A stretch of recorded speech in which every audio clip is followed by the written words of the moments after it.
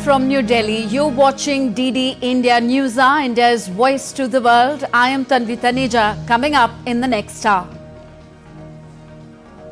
US President Joe Biden and his rival Donald Trump trade barbs on economy, abortion, immigration and the crisis in Ukraine and Gaza in their first presidential debate in Atlanta. Biden's shaky performance alarms Democrats, raises questions on his campaign. Iran begins voting in presidential election to elect Ibrahim Raisi's successor. Voters have option to choose from a group of 4 candidates loyal to the Supreme Leader Ayatollah Ali Khamenei. EU leaders nominate Ursula von der Leyen as European Commission President for a second term. But Italy's Prime Minister Giorgia Meloni, unhappy on the move, describes the proposal on EU's top jobs a mistake and disrespect for Europeans. And India rout England in the T20 World Cup semi-final to battle it out against South Africa in the third final on Saturday.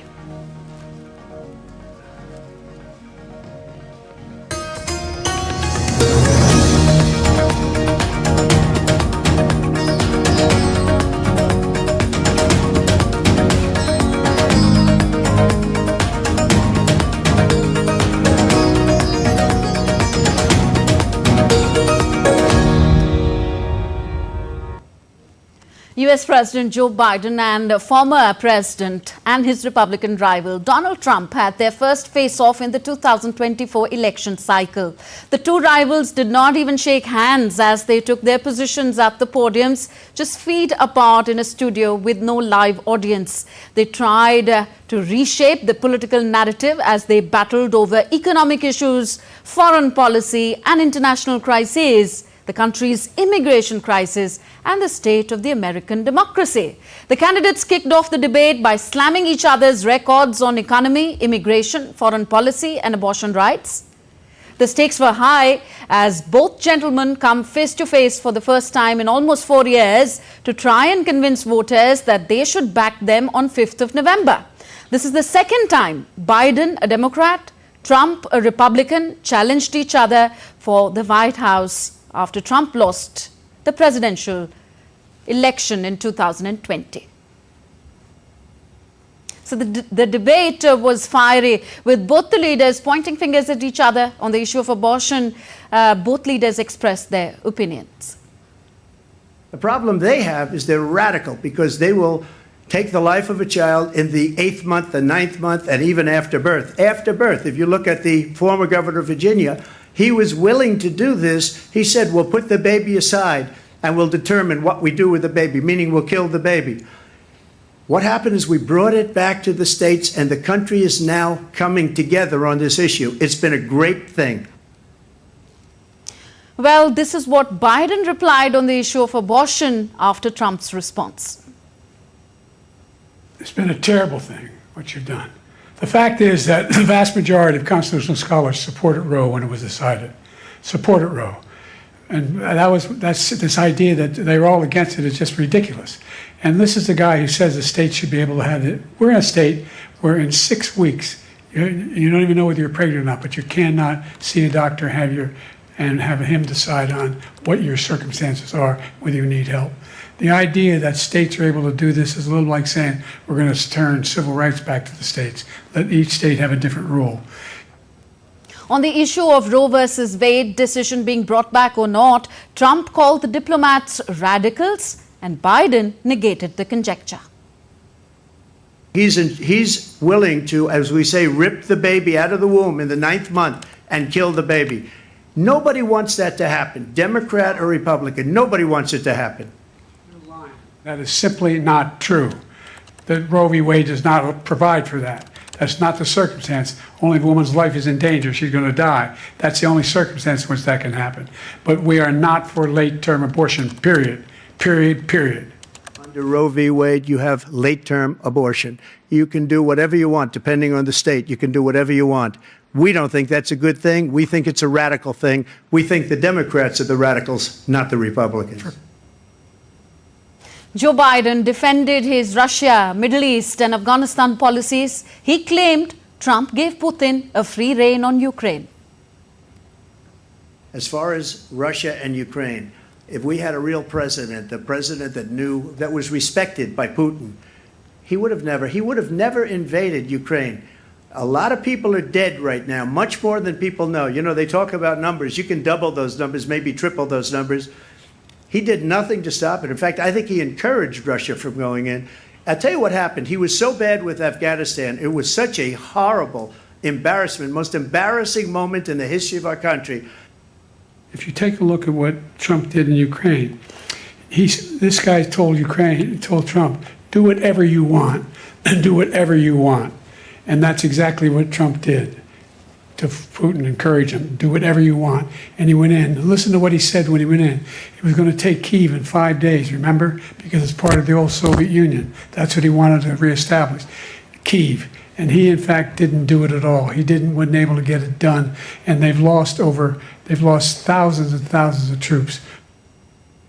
On the Gaza issue, Trump criticized Biden for trying to hold Israel back from winning, while Biden said that his plan included trading the hostages in exchange for Palestinian prisoners.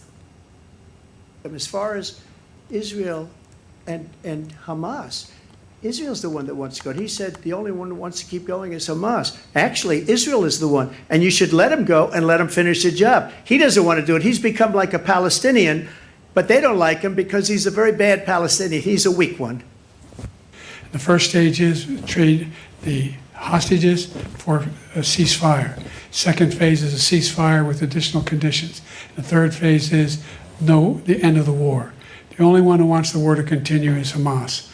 We saved Israel. We are the biggest producer of support for Israel of anyone in the world. And so there are two different things. Hamas cannot be allowed to be continued. We continue to send our experts and our intelligence people as to how they can get Hamas like we did bin Laden. So reactions to this Trump-Biden rematch are pouring in. U.S. President Joe Biden's shaky performance against Republican rival Donald Trump on Thursday rattled Democrats and prompted some strategists to ask whether their party should take the unprecedented step of replacing him as their candidate. Biden hurried through some of his talking points on the debate stage, stumbled over some answers, and trailed off during others. About halfway through the debate, a Democratic strategist who worked on Biden's 2020 campaign called it a disaster. Critics also criticized the moderators for not fact-checking the candidates and said that the debate was a missed opportunity for Americans to learn more about the candidates. Biden 81, Trump 78, both have faced concerns about their age and fitness in the run-up to the November 5th election. DD India's Mitch McCann sent us this report on the presidential debate from New York. The big headline out of this tonight is that there is great concern about Joe Biden's performance, whether or not he should be continuing as the Democratic nominee for president. Within minutes of the debate starting tonight, Joe Biden was stumbling over his words and his voice appeared hoarse at one point during the debate. The Democratic Party behind the scenes said that he had a cold, so it wasn't good news for Joe Biden. So there's been a lot of discussion tonight around whether or not he can stay on. Talking about the public reaction, polling people on how they feel. And the last poll I saw had Donald Trump around 67% in favor of Donald Trump and around 33% in favor of Joe Biden's. People saying tonight from the Democratic National Committee, one person has called for Biden to end his campaign, saying now would be a good time for Biden to drop out, citing health concerns. And a prominent donor to the Democrats who's given a lot of money said, do we have time to put somebody else in there? So it gives you an indication, both the public and Democrats behind the scenes concerned about Biden. Now, analysts are not sure whether the debate would make a substantive difference in the election result. Presidential debates typically have limited influence on voters, but Biden and Trump are in a tight race, and the election will likely be decided by just thousands of votes in a handful of swing states. Former President Trump came in with clear talking points: immigration, economy, attacking President Biden, talking about the state of American politics, and he hammered those points home every time, regardless of what the question was. So I think this one will be, sleepy Joe Biden running against crazy Donald Trump, two out-of-touch older white guys, one of them frothing at the mouth who kind of fell asleep halfway through, the other one who showed up asleep, waking up for some moments and then kind of falling asleep again, and then at the end of the day comparing their golf handicaps. I think that's a metaphor for the public's larger concern about the race, which is two out-of-touch white guys who have, each of them have their liability. Each of them obviously think they're best for the job.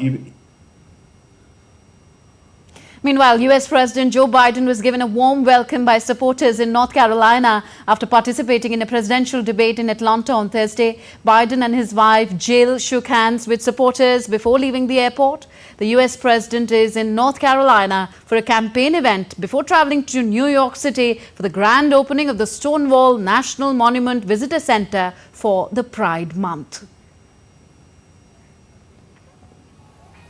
Now, from the US election, let's head to the UK, where the final days of the election campaign are, gearing up with the governing Conservatives warning against sleepwalking into a Labour government. Labour say the Conservatives are desperate ahead of the July 4th vote. DD India's Ollie Barrett reports from London.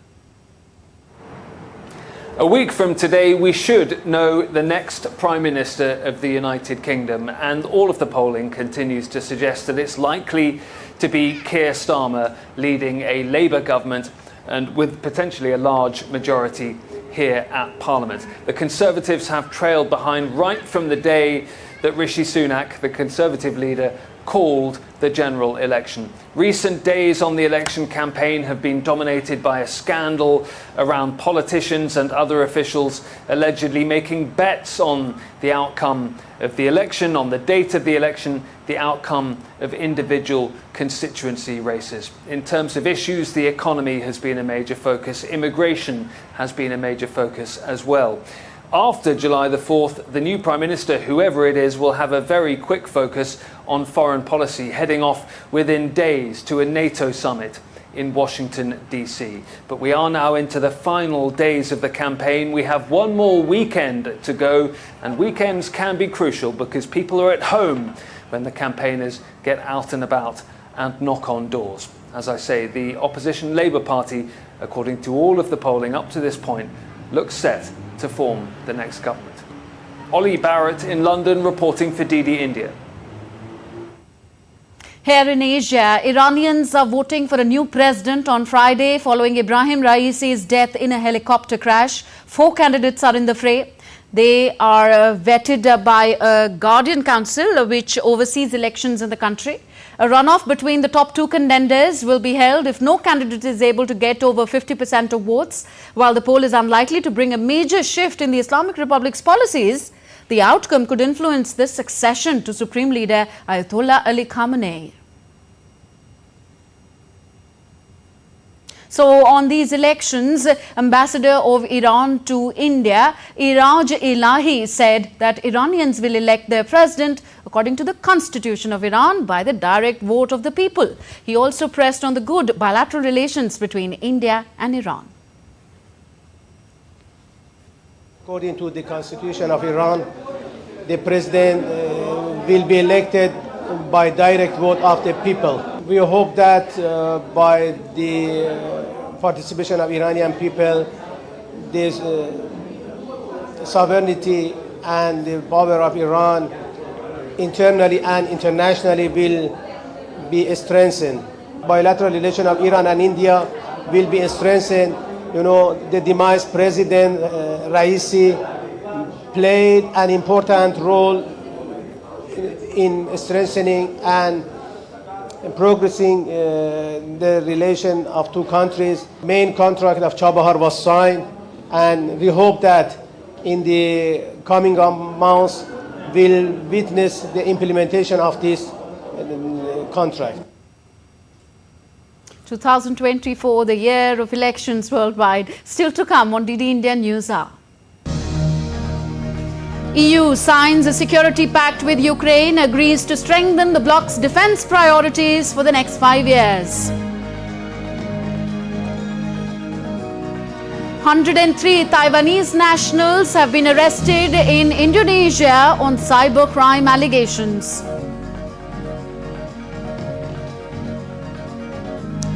Peace in Taiwan Strait benefits the whole world. This is what Taiwan's President Lai Ching-te has said.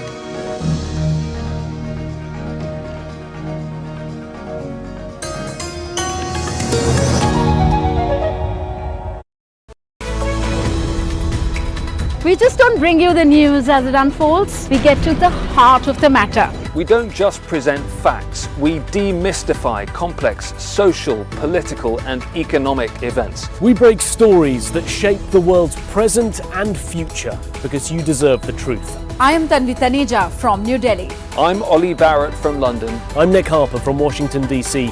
Join us on DD India Global Monday to Friday at these times.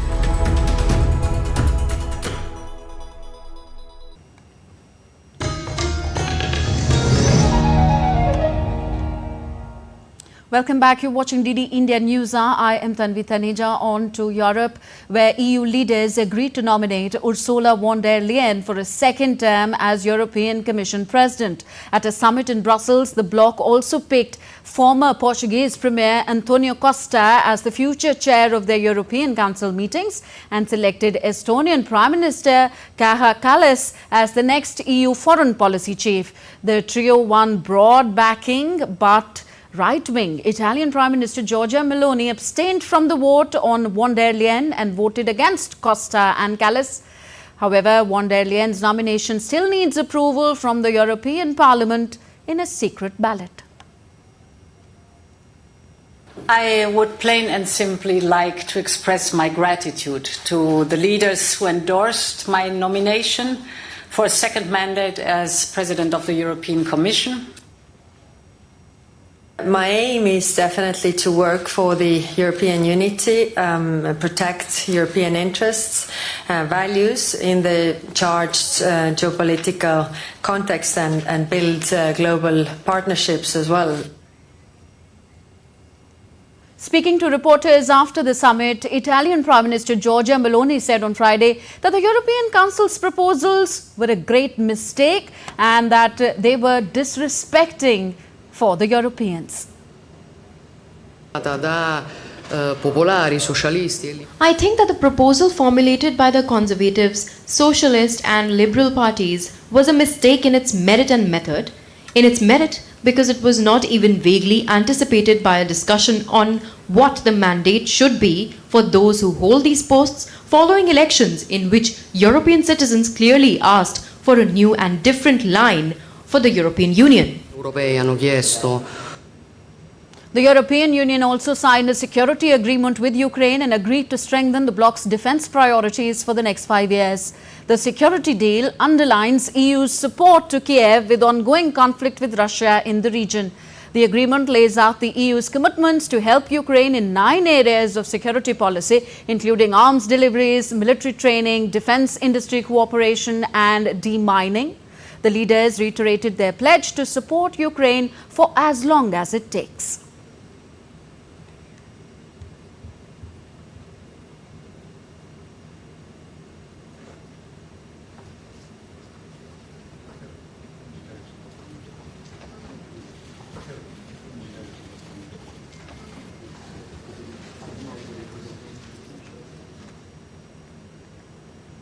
And DD India's William Denslow now joins us from Brussels for more. Hi, William.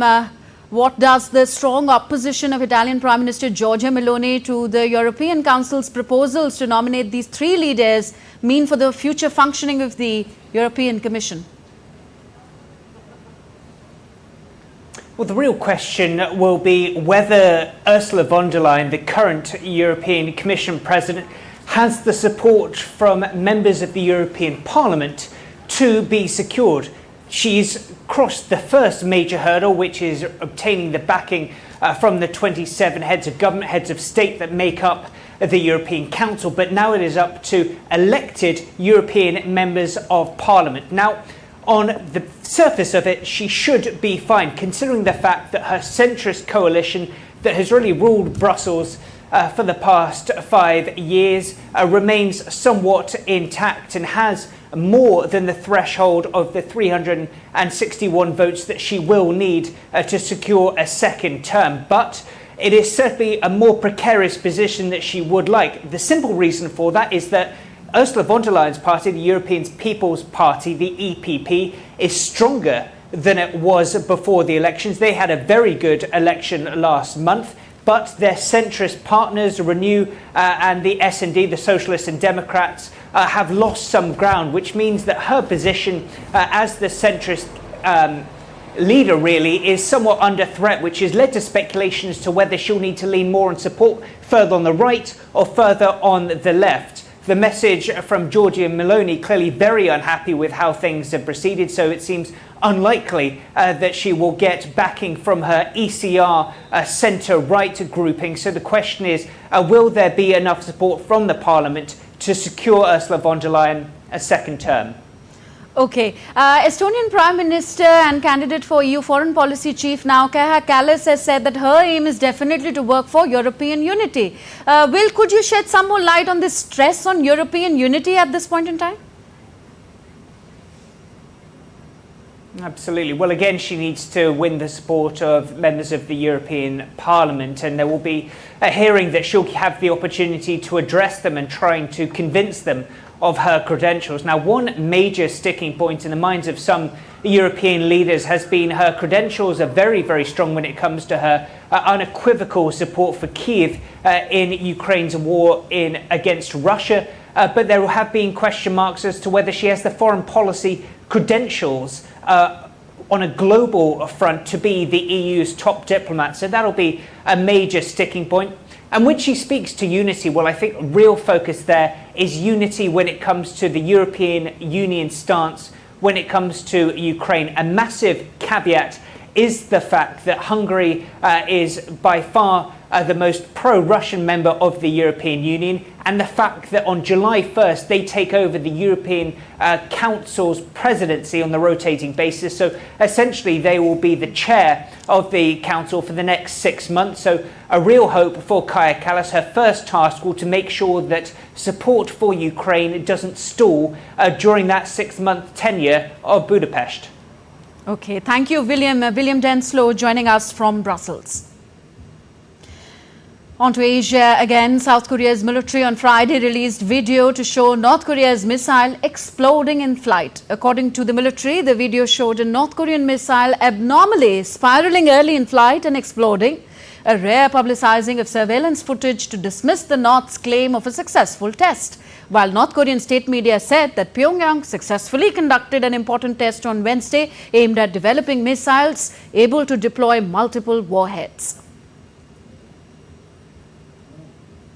103 Taiwanese nationals have been arrested in Indonesia on cybercrime allegations. Bali Immigration Director Safar Muhammad Godam said that authorities would soon deport the Taiwan passport holders after arresting them in a sting at a villa in Tabanan district of Bali, as they were accused of misusing their visas and residence permits and are suspected of possible cyber crimes. Godam also added that the 103 Taiwanese nationals will be deported soon. Meanwhile, in Taiwan, President Lai Ching-te spoke to the trainee soldiers at a base in central Taiwanese city of Taichung on Friday. The Taiwanese president, in a statement, stressed that conflict in Taiwan Strait would ultimately affect world peace and security. This comes after China threatened to impose the death penalty in extreme cases for die-hard Taiwan independence activists on June 21st. The efforts we are making today are all for the peace and stability of the Taiwan Strait, for Taiwan's security and our democratic free system and continued economic development, so that Taiwan's progress and development can further spur global progress and development. Taiwan Strait benefits global peace. On to Africa now. Despite the government's withdrawal of a contentious finance bill, protests continued across Kenya, highlighting deeper issues in the country. Protesters took to the streets against the bill, which was aimed at increases taxes to reduce debt. The demonstrators also demanded President William Ruto's resignation. Political analysts say that the protests were merely a trigger that highlighted the deeper systemic issues that Kenyans have been facing, especially since William Ruto came to power. We can say it's his campaign messaging that is basically coming back to bite him. And if you've been following on social media, what young people have been doing is to play speeches that he was making during the campaign and then juxtapose those speeches with these decisions that he's making as a president. So I think that's part of the reason the young people are real mad at him. And now we take a look at what else is happening around the world. The US Supreme Court granted permission for emergency abortions in case of life-threatening medical situations for women in Idaho on Thursday. The decision lifted a block or stay placed on a lower court ruling in January.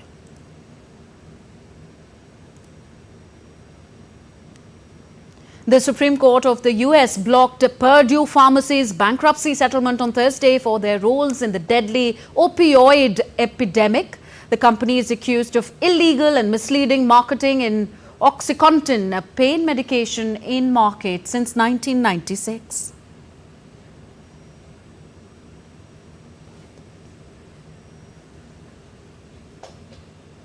The Kaieteur Falls, that is the world's tallest single-drop waterfall, at an astounding 741 feet, 5 times the height of Niagara Falls, is located in Guyana's verdant rainforests. As you descend and approach the falls, the awe-inspiring view of Kaieteur's powerful cascade and the invigorating mist that envelops you will captivate your senses. DD India's Tapas Bhattacharya has more.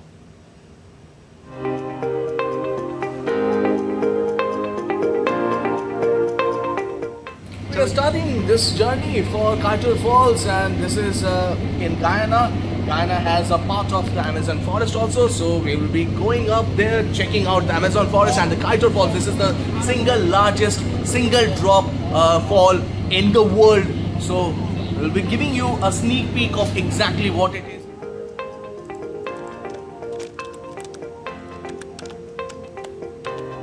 They're going to head to the Ogle Airport with JAX Aviation. They're going to hop on that flight. 40 minutes in, we get to Kaieteur, and they're going to see the most spectacular flight. World's largest single drop waterfalls. And let me tell you something. It's rainy season, so Kaieteur is in all its glory.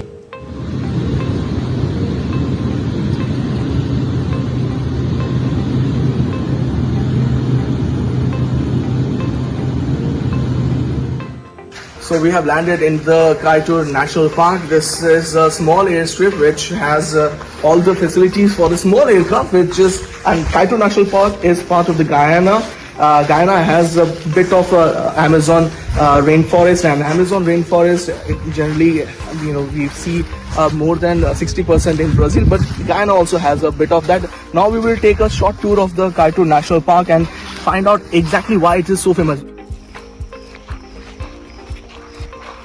Very big plant that you're looking at behind you, which is in front of you, is called the giant tank bromeliad. It grows over 20 feet tall and holds up to 3 to 5 gallons of water in the leaves standing upright. Okay, ooh. And it's also the home to the golden rocket frog, which is endemic to these plants.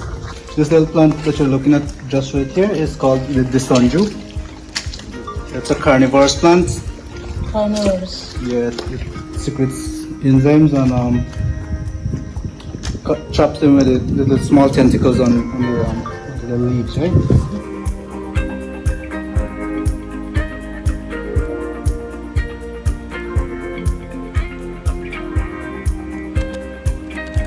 Chinken, Kaieteur waterfall is well known all over the world. Tell us more about this. Kaieteur is the world single waterfalls, and you can only find it here in Guyana, in the Puzaro Seproni area, Mujanet Kaieteur National Park. And the color of the water get from tan vegetation and sediment, also the minerals. You don't find any single drop waterfall in the world that has this width and this height, this sheer height of 741 feet. 741 feet? Yes. And what is the width of this? It's roughly 300 feet in width. Right. Yes, and it has like close to 10.5 million gallons of water flowing in the peak season right now per minute. Indigenous tribe in Guyana are there from this emission? Well, particularly from Guyana, we have 9 tribes or 9 nations. Yes. All right, so that's Mr. Washington giving us a brief description about this particular waterfall. This is one of the largest single drop waterfall in the world, and bigger than the Niagara Falls that we all know about. With that was session, this is Thomas Bhattacharya for DD India. Still to come on DD India News Hour. Proceedings in India's lower house adjourned till July the 1st. Discussion underway on motion of thanks on President's address in the upper house. And first batch of Amarnath Yatra pilgrims flagged off from the base camp in Jammu amid tight security.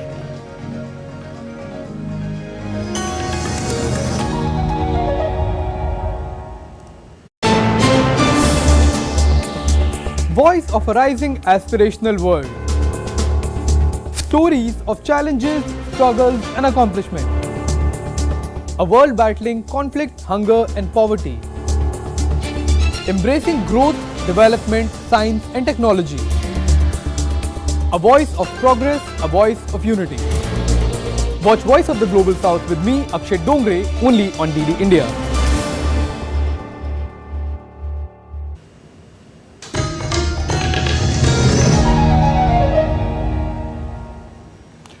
Thank you for staying with us. You're watching DD India News Hour. I am Tanvi Taneja. A quick look at the headlines we are tracking at this hour. US President Joe Biden and his rival Donald Trump trade barbs on economy, abortion, immigration, the crisis in Ukraine and Gaza in their first presidential debate in Atlanta. Biden's shaky performance alarms Democrats, raises questions on his campaign. Iran begins voting in presidential election to elect Ibrahim Raisi's successor. Voters have option to choose from a group of 4 candidates loyal to the Supreme Leader Ayatollah Ali Khamenei. EU leaders nominate Ursula von der Leyen as European Commission President for the 2nd term. But Italy's Prime Minister Giorgia Meloni, unhappy on the move, describes the proposal on EU's top jobs a mistake and disrespect for Europeans. On to updates from India's Parliament now. On day 5 of the proceedings of the 18th session of Lok Sabha, the lower house resumed proceedings with the obituary motion taken up to pay respect to the departed members. The house faced several disruptions and was later adjourned for the day after the opposition parties created commotion demanding discussion on the National Eligibility Cum Entrance Test NEET issue. In the upper house or the Rajya Sabha, the Bharatiya Janata Party BJP's member Sudhanshu Trivedi moved the motion of thanks on the President's address. The house has faced several disruptions till now, but it's conducting its business smoothly.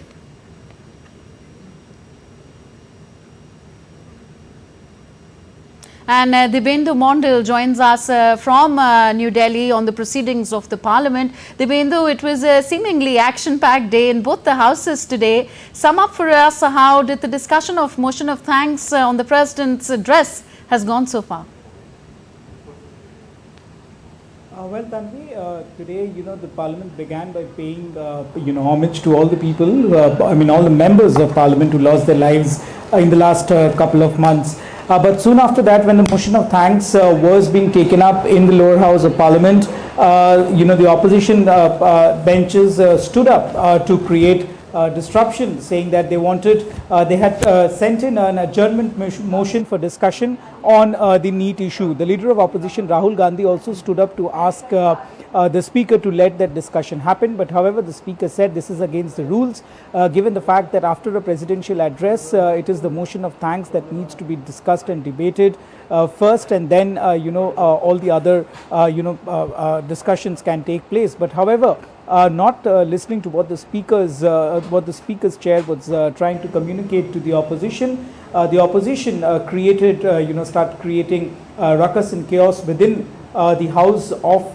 the parliament, which is the Lok Sabha. So of course, following that, the house was adjourned at about 11:20-25 to reconvene at about 12 again. But then after the reconvening at 12 in the afternoon, the situation was similar, and the house was later adjourned after about 15 minutes of functioning at about 12:15 for till Monday 11 a.m. But however, on the other hand, the Rajya Sabha, which convened at about 11:30 in the morning, is functioning smoothly, but there is some sort of commotions on and off, coming in and off from the opposition benches, demanding a discussion on the NEET examination paper leak that happened. But however, the government also said that they are okay with the fact that to discuss it on the floor of the house, but it should be done through a proper manner and not holding the house at ransom, demanding such a discussion.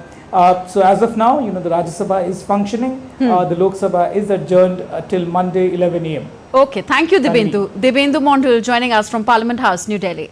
Now, India's justice system is getting a major reform with 3 new laws replacing the colonial era codes. These new laws aim for faster trials, mandatory forensics and a more victim-friendly system.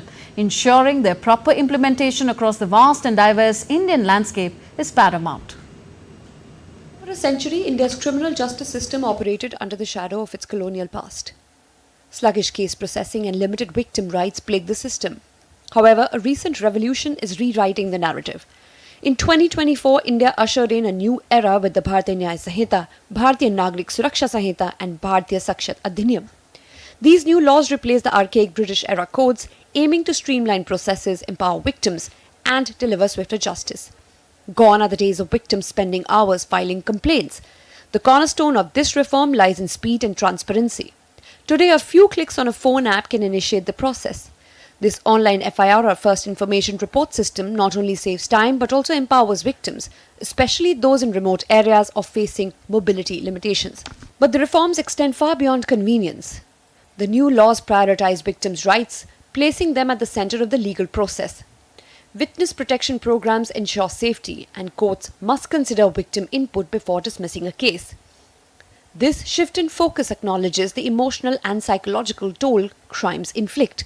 Furthermore, the system is becoming more inclusive. Elderly individuals, women and people with disabilities no longer face the additional burden of navigating crowded police stations. Investigations can now be conducted in the comfort of their homes, a small yet significant step towards accessibility. Technology can also play a crucial role in the new system. Mandatory forensics for serious crimes ensures stronger evidence collection, potentially leading to higher conviction rates. Additionally, virtual court appearances allow for swifter proceedings and eliminates the stress of travel for victims and witnesses. However, like any other major reform, challenges persist. Ensuring proper implementation across the vast and diverse Indian landscape is paramount. Concerns regarding potential misuse of police power also requires vigilant monitoring. Despite these hurdles, the new legal framework represents a significant leap forward.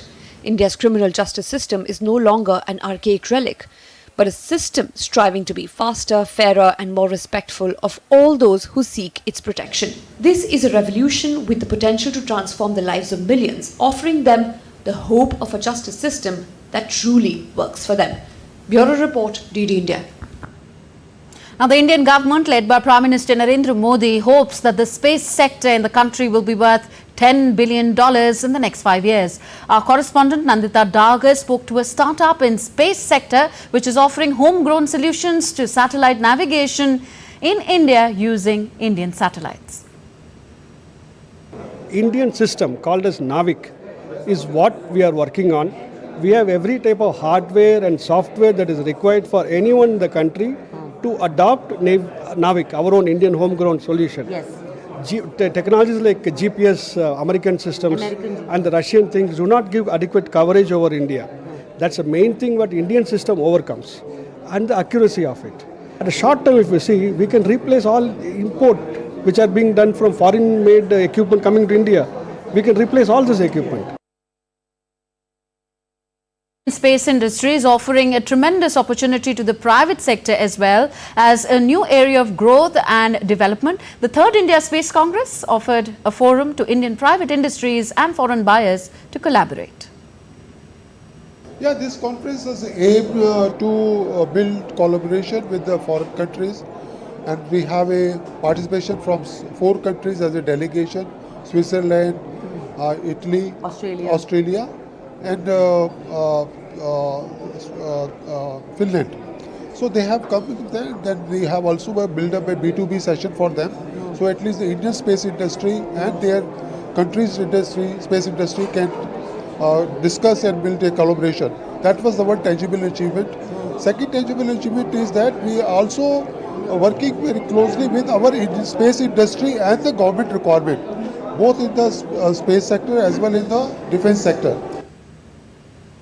Jammu and Kashmir's Lieutenant Governor Manoj Sinha flagged off the first batch of Amarnath Yatra pilgrims from the base camp in Jammu on Friday. The annual pilgrimage to the holy cave shrine nestled in the majestic South Kashmir Himalayas will begin from the 48-kilometer Nunwan-Pahalgam route in Anantnag and the 14-kilometer treacherous Baltal route in Ganderbal on Saturday.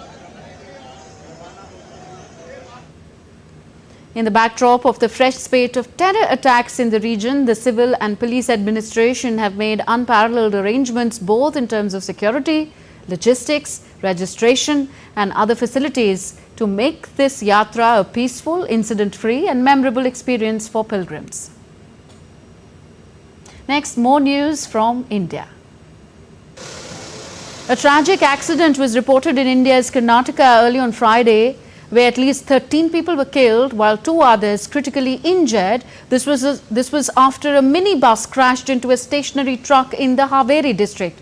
The officials said that the incident occurred while the minibus was returning from Savadatti in Belagavi district after a pilgrimage to pay obeisance to goddess Yallamma.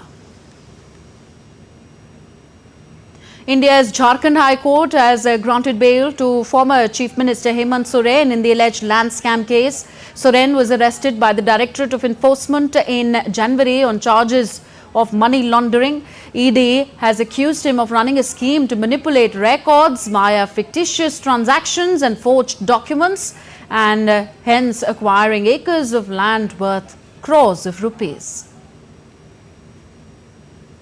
More from India. After persistent scorching heat, India's national capital received heavy rainfall accompanied by thunderstorms and lightning on Friday. The rainfall has caused significant disruptions on major roads and underpasses as several areas in and around the capital remain waterlogged, posing challenges for commuters. The Delhi Traffic Police are advising commuters to stay informed and plan their travel routes in advance to avoid the heavily waterlogged areas. The India Meteorological Department, IMD, has forecast that this weather pattern will continue over the next few days, featuring generally cloudy skies and varying levels of rainfall with strong winds. And in some sad news, 1 person died and several others were injured after a section of a roof at Terminal 1 of Delhi's Indira Gandhi International Airport collapsed due to heavy downpour on Friday. Several cars were hit by parts of the roof that collapsed on them at the Terminal 1. The terminal has been completely evacuated and flight operations are suspended till further notices. India's Civil Aviation Minister Ram Mohan Naidu has announced a thorough inspection of the structure of the airport and announced a compensation of 20 lakh rupees to the family of the deceased and 3 lakh to the injured people. And DD India's Akshay Dongre joins us from New Delhi. Akshay, first run us through about the mishap at the Delhi airport. Have flights resumed operations? Well, we are still awaiting for an official word on the resumption of flights because as far as the evacuation is concerned, that has been completed. However, the incident that has taken place at the Indira Gandhi International Airport, that is in fact the busiest airport of India, is a major concern for the Union Aviation Ministry. In fact, we saw the Union Aviation Minister himself visiting the site and in fact urging the authorities to run a thorough inspection of the entire airport, and not just one terminal but all of the terminals, all the 3 functional terminals of the IGI airport will be inspected thoroughly as far as the condition of the structure is concerned. This incident is quite unfortunate that has taken place at the IGI airport. 8 people are injured, 1 person has lost his life, And what we are hearing from the Indian Meteorological Department is that the rain that has taken place, the rainfall that has taken place in the national capital in the past 24 hours is in fact the second highest since 1936. In fact, in 1936, Delhi received a rainfall of about 235 millimeters in the month of June. However, what we saw in Delhi in the past 24 hours is about 225 millimeters of rainfall just in a matter of 24 hours. And that is in fact quite concerning. Alarming, alarming it is. The department as well, as far as these alarming in fact. But what we are awaiting as well is a complete check of an inspection of the airport premises along with other similar kind of premises that may be impacted because of the heavy rainfall that has taken place in Delhi. And given in the sight of a similar kind of weather pattern to continue for the next few days, it becomes extremely important for not just the central government but for the Delhi government as well to ensure that the kind of chaos that has erupted in Delhi in just 1 day of rainfall does not happen affect again the normal in the course of monsoon things. Season that is yet to come. Absolutely. Yes. Back to Thank you. you. Thank you, Akshay. Akshay Dongre reporting from New Delhi. Still to come on DD India News Hour. A first for India, inclusion of Indian sovereign bonds in JP Morgan Index to help deepen the Indian bond market. And Argentina captain Lionel Messi misses training ahead of Saturday's Copa clash. India's Kiran Pahel qualifies for the Paris Olympics in athletics. All that and more on the other side.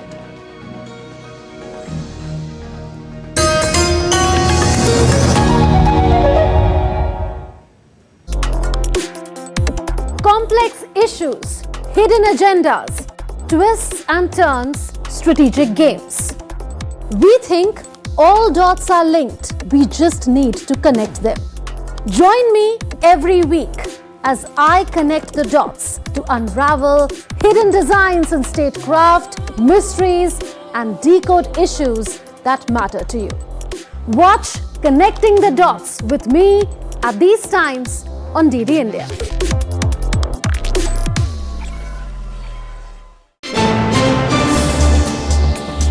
Voice of a rising aspirational world.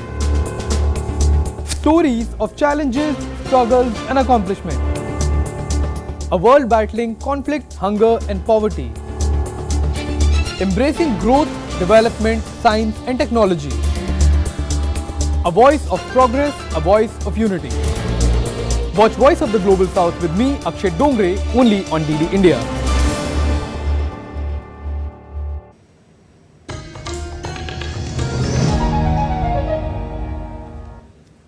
You're watching DD India News Hour. I am Tanvi Taneja. The inclusion of India's sovereign or government bonds in JP Morgan's Emerging Markets Bond Index has come as a major boost to the country's economy. A sovereign bond is a debt security issued by a national government to raise money for its operations. The JP Morgan Emerging Market Bond Index is the most widely referenced index for emerging market bonds. The inclusion will be spread over 10 months until March 31st, 2025. It will help India manage its external finances and boost foreign exchange reserves. The move will also help raise funding from foreign investors. The deepening of the bond market will allow the government to diversify its source of borrowings, bringing down risks. And to understand the story better, we are now joined by DD India's Shama Mishra. She joins us from Mumbai. Shama, how has this development come about? India joining the JP Morgan GBI-EM, that's Global Series of Indices, JP Morgan Global Bond Index, Emerging Markets Global Series. And also tell us, what does it say about the state of the Indian economy? Well, Tanvi, we'll start off with the state of Indian economy first, and everyone knows that there are global turmoils going on, but amidst all that, India still shines and India is considered as a bright spot. And every time we hear the governor of Reserve Bank of India, he has been an advocate for the Indian economy, and we have been seeing the whole trend from the international investors as well. the inclusion of the Indian government bonds in this indices itself shows that there's a lot of confidence of the international markets in India, and that is why this inclusion is happening. So it happens from today, it starts off from today, and for the very first thing, we could understand that there'll be more money, there'll be more investments coming in to India, and as this is related only to the government bonds, Indian government bonds, we understand that there'll be a diversification of the investors. So now what we are understanding is that when we are talking about more money coming in, it was when it was announced in September 2023, it has already seen a jump of investments in the Indian government bonds, and now once this happens, and you've already mentioned that the weightage would be 10% over the 10 months, so there'll be more and more number of money coming in.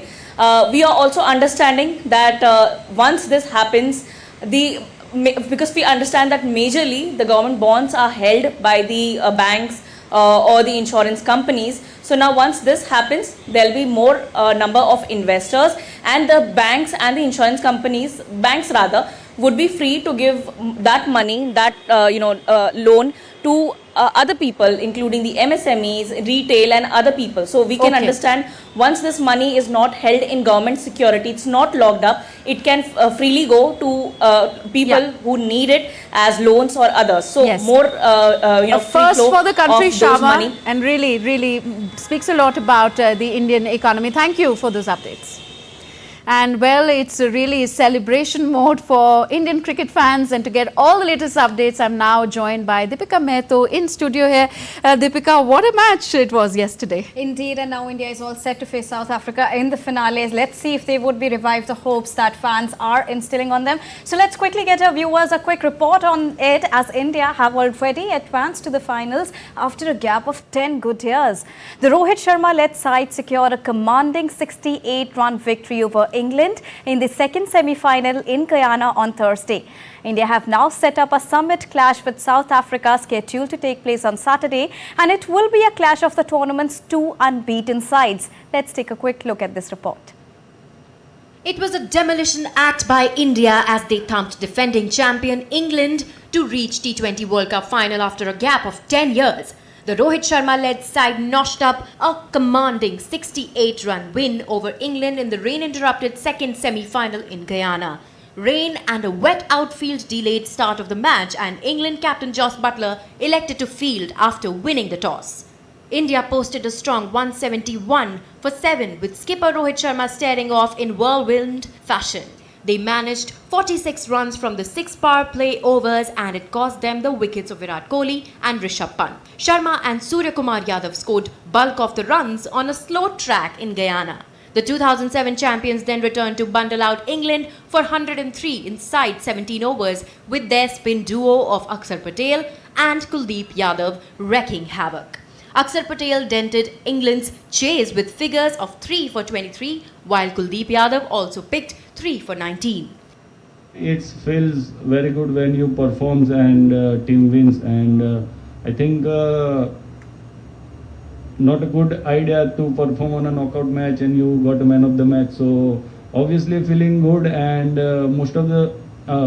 I'm feeling good about that.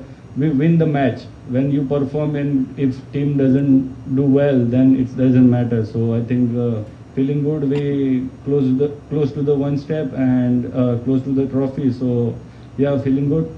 India have set up a summit clash with South Africa, who outplayed Afghanistan by 9 wickets in the first semi-final. It will be a clash of the tournament's two unbeaten sides in Bridgetown on Saturday. Indian fans expressed their joy as they came out on the streets there in Guyana after India registered a thumping victory against England. Tapush Bhattacharya interacted with the super exciting fans. Take a listen. The electrifying atmosphere. Very much I enjoyed the way the Bales fell down with the bowling of Akshar Patel and others. It was very much enjoyed. One thing from New York, actually. Yeah, one thing you are guaranteed when in West Indies, there will be carnival. They know how to party. And now we are joined by Narayan Singh to discuss more on this. Narayan, when we talk about yesterday's match, Akshar Patel and Kuldeep Yadav were enough to demolish England and lower their confidence in the middle innings only. Definitely, the way our spinners bowled and they came in tandem, and especially the Akshar Patel, the key man. Before that, we can say that when Josh Butler was smacked 3 back-to-back fours to Arshdeep Singh, and then Rohit Sharma bought the change and bought Akshar Patel, and in the very first ball he removed the Josh Butler, and shows that our spinners are doing a great job, and the pitch was also favoring our spinners, and that's why we saw a great result. And kudos to Rohit Sharma, the kind of player he is, the kind of captaincy he is doing in this tournament especially, and he has a great understanding of the condition. And apart from that, we can say that he anticipates the moves of the batsmen, and he is doing like a grandmaster of chess. The modus operandi is clear, that keep the thing simple and go for the play, and definitely the results will be positive. And that mantra would be really helpful in India versus South Africa super finale. Thank you so much, Narayan, for joining us and giving us a quick update on this.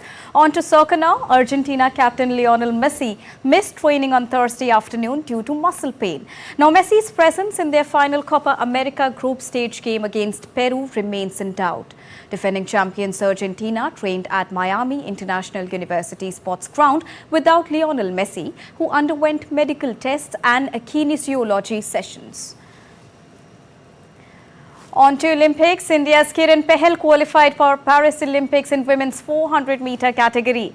Hailing from India's northern state of Haryana, Kiran clocked 50.92 seconds in the semi-finals of women's 400-meter at the National Interstate Athletics Championship that took place in Panchkula.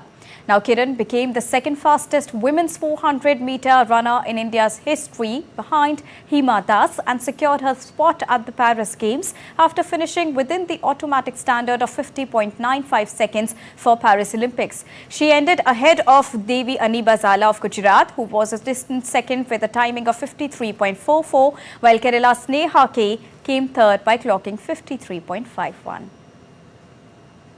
So a double delight for India. Back to Tanvi for more.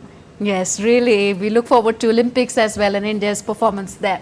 All right. And as we wind up this edition of DD India News Hour, we give you a bit of art dose. A public art project, The Herds, was launched in London. It is set to see life-sized animal puppets in a figurative fleeing from the impacts of climate change. Well, they are raising awareness about climate change, these puppets. These puppets will travel to various cities, starting from Central Africa to Northern Europe, adding more native as well as endemic species and creating emotional and social awareness among people.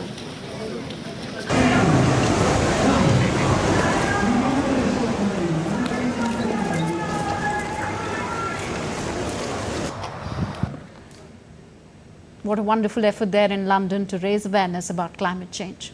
With that, we wrap up this edition of DD India News Hour. Do let us know your thoughts on the news of the day. Connect with us on our different social media handles. And of course, you can download our DD India mobile app for news on the go. So we will be back with more news as it breaks here on DD India. I'm Tanvi Taneja from all of us here in New Delhi. Thank you for watching. Namaskar. What a match, na, yesterday. Really well.